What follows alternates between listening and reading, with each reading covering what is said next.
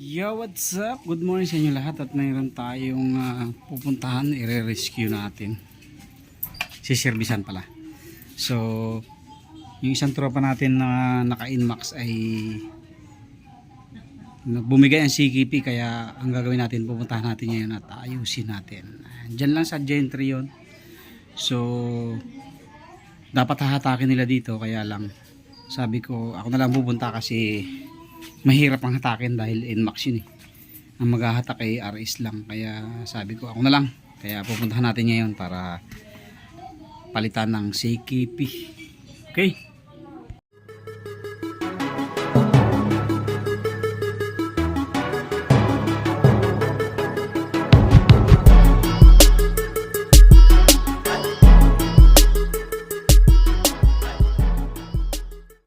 so yan mga kadate, nandito na tayo sa bahay nila dito sa Gentry sa may NFA.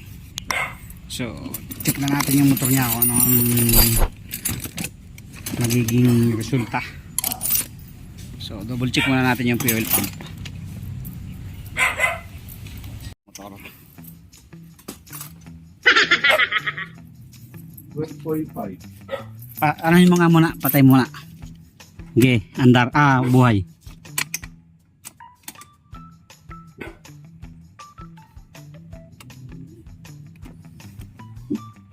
So, iskanin muna natin mga kadawit kasi walang response yung fuel pump niya. So, tingnan natin kung may iba pang sira.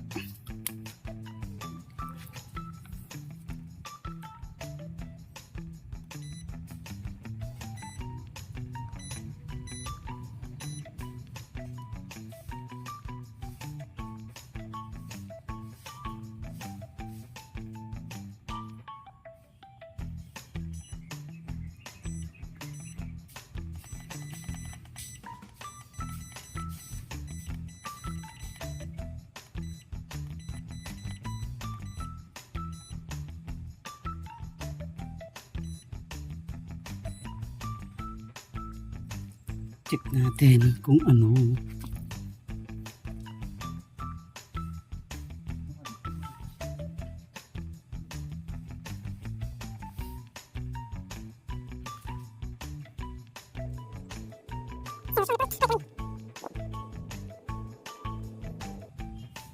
So, testerin din natin mamaya yung kanyang wire sa fuel pump kung may supply.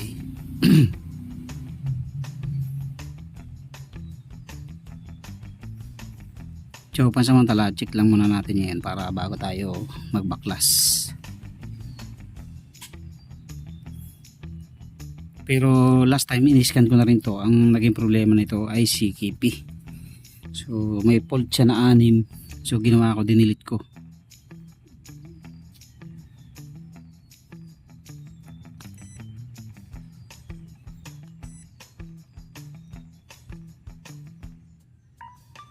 So, red fault code tayo.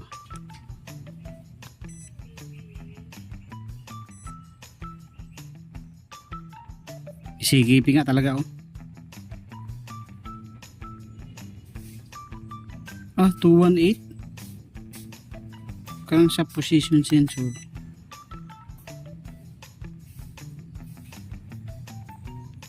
So, yun mga kaduit, yung error code 218 ay possible na dun din ang cause sa kanyang CKP, kaya ang gagawin natin ay papalitan na natin ng CKP. So may dala naman akong racing monkey na CKP kasi yan talaga yung diagnose ko last time. So hindi lang namin pinalitan kasi nga nung sinilip ko dito wala naman siyang sunog. Malinis to eh. Yan oh. Hindi kita nyo naman sa mga wire na wala, kaya hindi namin muna pinalitan. Ang ginawa ko, nag clear fault code lang muna ako, tapos sabi ko pagka namatay ulit, yun, kailangan na talagang palitan. So ngayon papalitan na natin, baklasin muna natin lahat to, tapos palit tayo. Okay, so baklas muna tayo.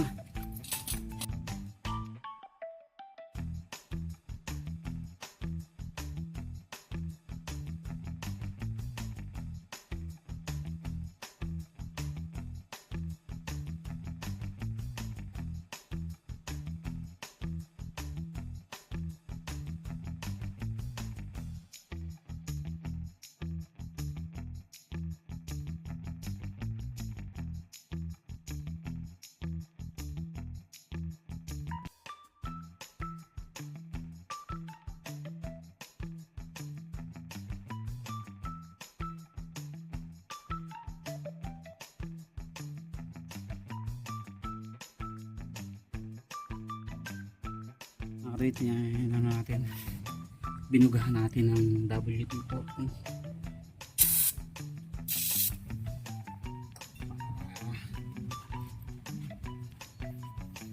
Subukan natin kung sana matanggal agad para dire-diretso tayo.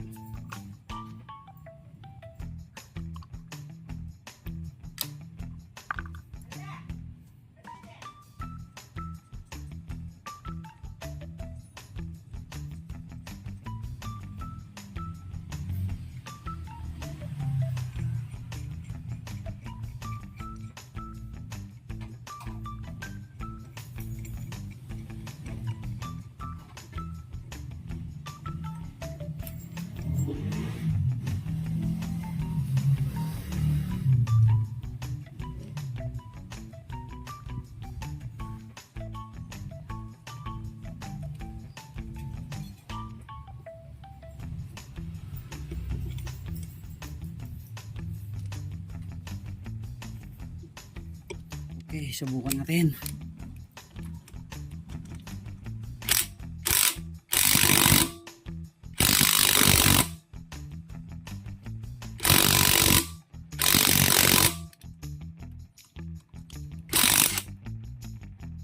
So ito na mga kadwit, natanggal na natin.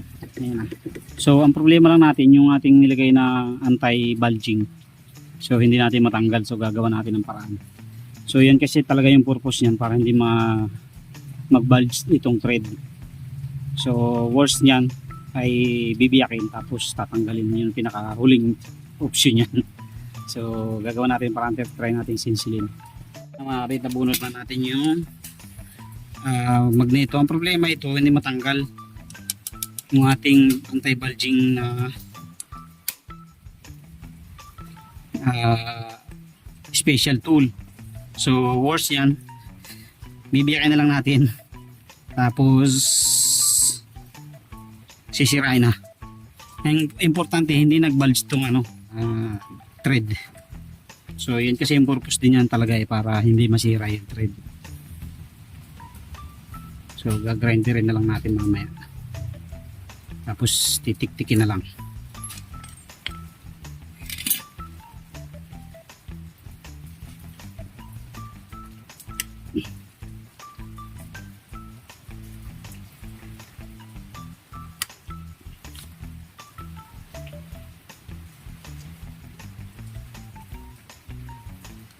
Palit tayo ng bagong CKP sensor.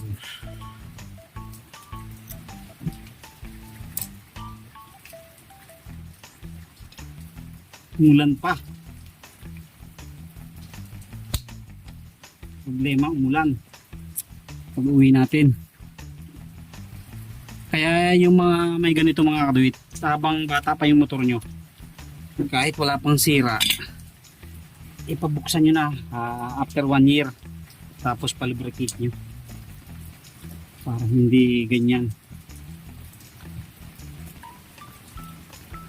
Kasi pagka tumagal talaga na hindi nabubuksan, ganyan ang nagiging problema.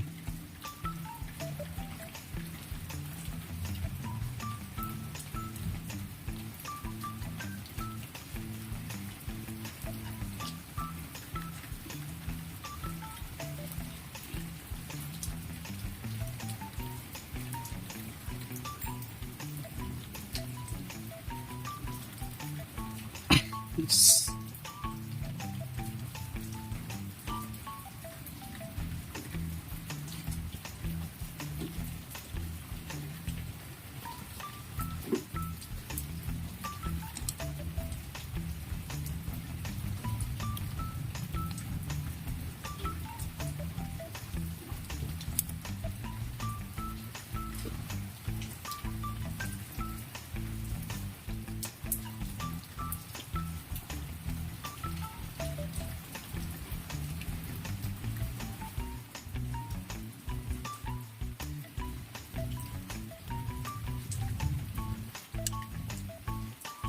So, ito yung papalitan natin.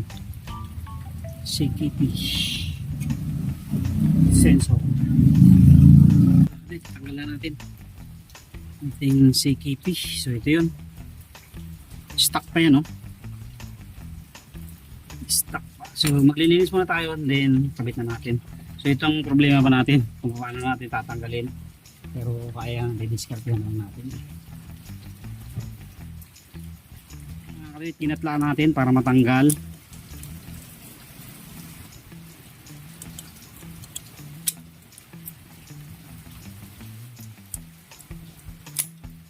Ayaw pa rin, ah.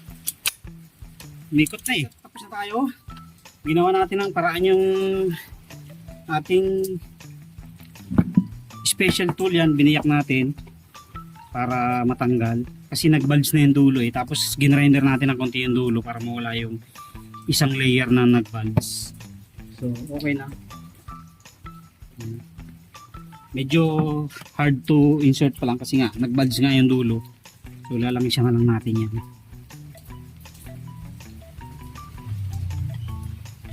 Para mamaya pagpasok natin eh, dire-diretso na yan. Set up na natin yung ating CKP sensor, yung ating racing monkey. Isa sa mga replacement part. Ito yung racing monkey, ang isa sa medyo quality din talaga. Subok na CKP sensor. So, meron din naman ngayon lumabas na isa pa, yung Toyota Tushu. Yun nga lang ay medyo mataas ang presyo kumpara dito.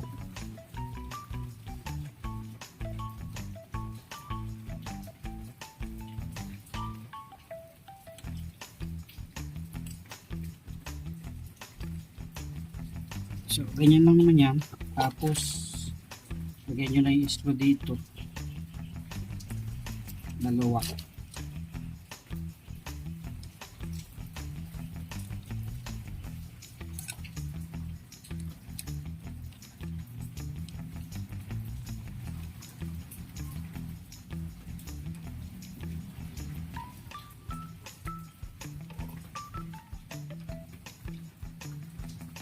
So dapat pinurahan na rin namin yung mag dito niya. Kaya lang ang problema, wala kaming high temp na pintura. Sayang. Sa sunod na lang. Sa sunod na lang natin pintahan. Sana yung ating pang-ipit. Pang-ipit. Pang-ipit.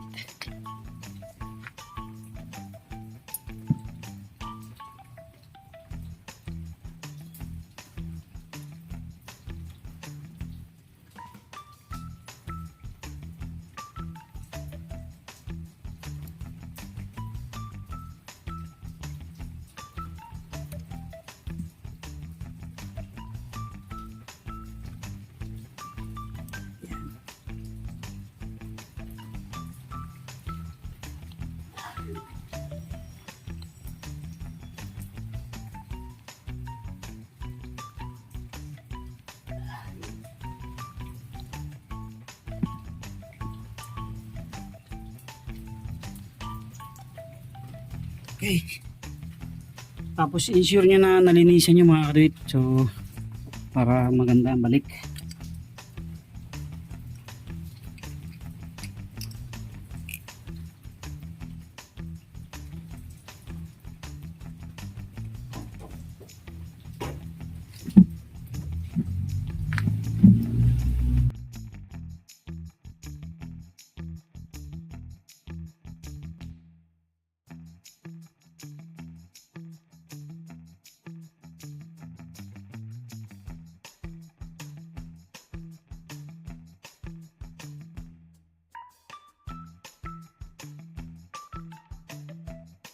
Yan ang mga kalit na ikabit na natin. Tapos to, ilagay nyo ito dito.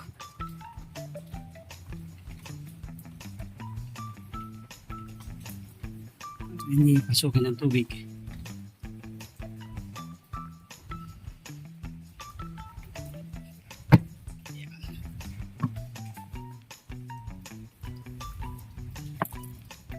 So may aking high temp na grasa. Ito lagyan nyo ng grasa. Para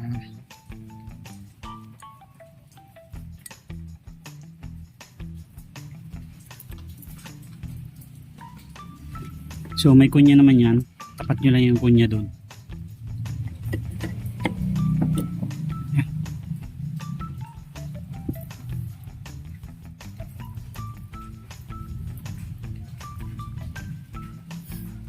Tapos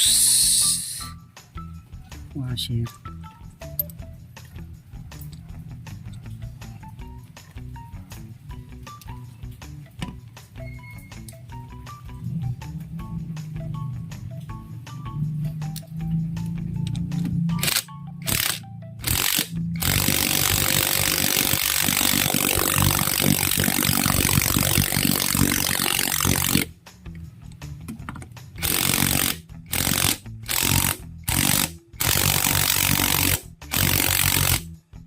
Okay. So susubukan natin muna bago natin ikabit lahat.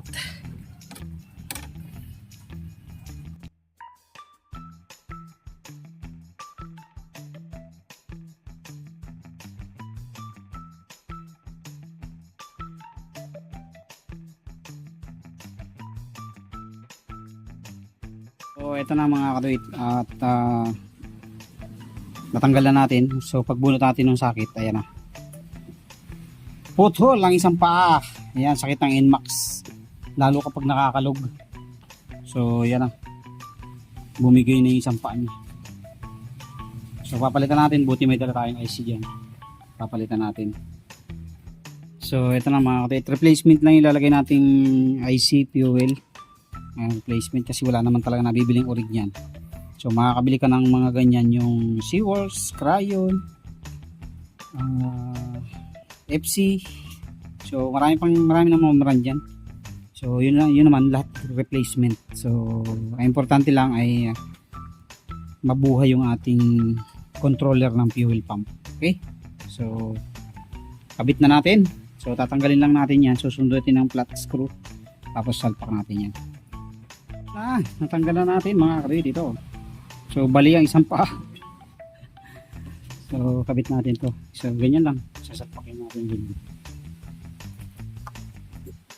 After nating mabuksan mga kaduit, tinanggal natin yung naputol na paa. So anong nangyari naman? Basag na yung kanyang sakit oh. Basag na. So itong dalawa okay pa. Ang problema itong isa sa kulay red natin. So yan mga kaduit, after nating magkabit ng CKP sensor ay binaklas na rin natin itong ating fuel pump dahil wala siyang response. Na-test na rin natin na may supply naman. Ang ginawa natin pero wala siyang response kaya nilabas natin yung isang pulang wire kasi pinutulan natin at tinuktong natin gamit yung computer socket yan. Yan. So pinalit natin. Okay na, tinesting na rin natin gumagana na siya. Balik na natin. Pula, dilaw, saka puti. Okay. Okay, so ito na mga karit. Ikabit na namin yung fuel pump. Sige nga kayo Del, andar nga. Ano muna? Buhay lang muna. Yun. Yun yung hinihintay ko kanina eh. Walang sinyal na ganun eh. Sige. Andar. Ow.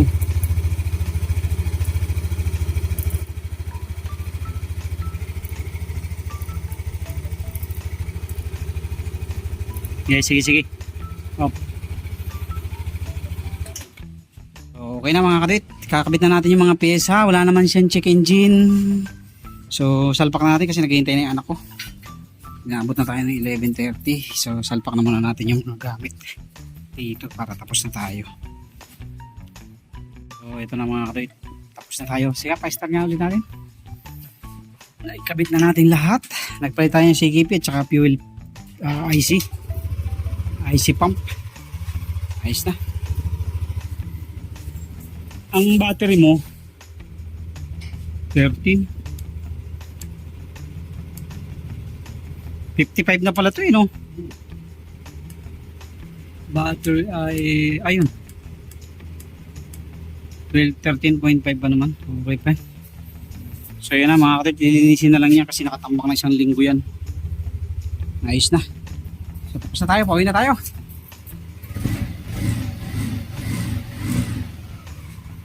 Okay.